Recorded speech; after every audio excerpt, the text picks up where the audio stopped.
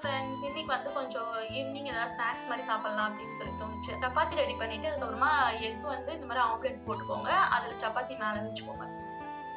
First தயிர்ல பார்த்தீங்கன்னா, உப்பு, மஞ்சள்தூள், மிளகாய்த்தூள், ஜீரகத்தூள், கரம் மசாலா உங்களுக்கு என்னென்ன மசாலாஸ் வேணுமோ எல்லாமே சேர்த்துக்கோங்க. சேர்த்துனதுக்கு அப்புறமா அதுக்கப்புறம் பன்னீர சேர்த்துட்டு அதையும் நல்லா மிக்ஸ் பண்ணி விட்டுருங்க.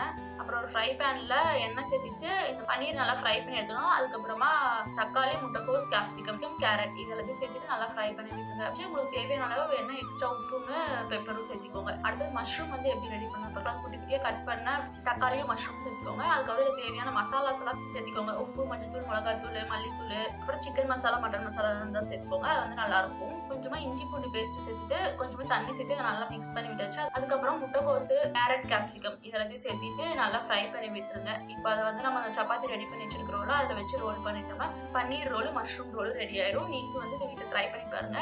மறுபடியும் இன்னொரு மினி vlogல பார்க்கலாம்.